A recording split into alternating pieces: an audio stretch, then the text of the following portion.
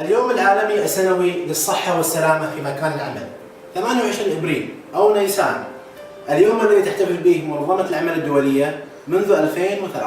هو يوم يهدف لزيادة الوعي وخلق ثقافة الصحة والسلامة للتقليل من عدد الوفيات أو الإصابات في مكان العمل. كل حكومة مسؤولة عن توفير البيئة الهيكلية والقوانين والخدمات لخلق بيئة عمل آمنة لضمان استمرارية قدرة العمال على العمل بطريقة آمنة. كعامل أو كموظف تقع عليك المسؤولية في معرفة حقوقك والعمل بصورة آمنة وعدم تعريض الآخرين للمخاطر وكيفية تنفيذ التدابير الوقائية في مكان العمل، وذلك يتحقق من خلال الامتثال إلى السياسات العامة والتدقيق وتشريعات الصحة والسلامة والبيئة في القطاع الذي يعمل به بطلب من فريق جبل شمس. الحديث عن هذا اليوم العالمي السنوي للصحة والسلامة. الصحة والسلامة في بيئة العمل أصبحت مطلب ضروري قانوني وأخلاقي. على كل صاحب عمل توفير بيئة عمل آمنة للموظفين، وهذا يأتي من التشريعات الوطنية والعالمية التي تخص الصحة والسلامة. نبذة تعريفية عن المخاطر الموجودة في العمل والسياسة المعمول بها، وهذا لابد أن يوفر في أول يوم من العمل للموظف عمله. الصحة والسلامة والبيئة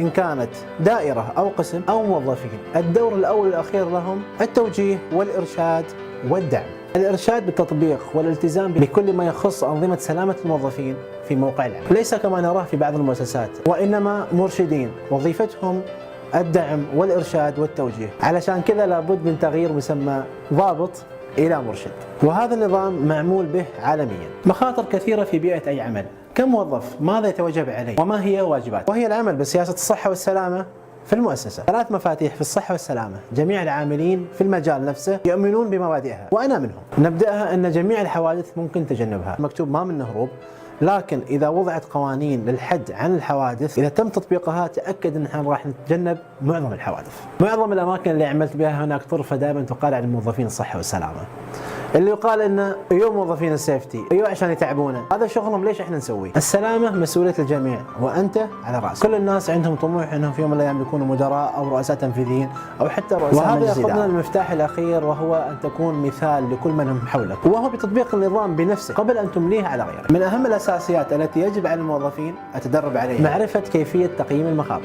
الجميع يطبق مبدا تقييم المخاطر باول خطوتين، لكن يفتقر الثالث. التعرف على الخطر، تقييم الخطر، لكن لا نعمل أي تدابير حيال ذلك. الصحة ما في أغلى منها، وللأسف القليل منا يقدر قيمة هذه النعمة. ومتى نعرف قيمة هذه النعمة؟ إذا مرضنا أو قيل لنا أن وضعك الصحي مش طيب ولازم أنت تعمل كذا. للأسف معظمنا لا يقدر الحياة ولا يقدر الصحة. من منا يعرف كم لتر ماء لازم يشرب في اليوم، أو كم يوم في الأسبوع يفترض أنه يعمل رياضة، أو كم دقيقة أو كم ساعة، أو شو هي الوجبات الصحية اللي تتماشى مع فصيلة دمنا. أسئلة كثيرة ما تهمنا في الوقت الحاضر، لكن تأكد راح تحدث فرق كبير في حياتنا الصحية مستقبلا. من سن 27 إلى 34 هذه الفترة العمرية يسموها جين ديزيز ايج، بمعنى سن اقتناء الأمراض. شوف ايش اللي انت تاكله الحين اللي راح يحدث تغيير في صحتك مستقبلا. والناس اللي تقول احنا نتمرن راح نحرق الدهون بالتمرين، تأكد ان نسبة احتراق الدهون بالتمرين بعد الاكل او الجنك فود ما تكون الا 20%، الباقي وين يروح؟ عمر واحد نعيشه، فخلوه يكون بشكل صحي وآمن، وهذا من خلال العمل بالقوانين والأنظمة المتاحة في مكان العمل، وهذا اللي راح يخلينا نتعرف على المخاطر وكيفية التعامل معها، وأيضا أن نكون صحاح، وذلك عن طريق ممارسة الرياضة ومراقبة الأكل اللي ناكله. كن رفيقا لأبنائك وعائلتك في عمر متقدم،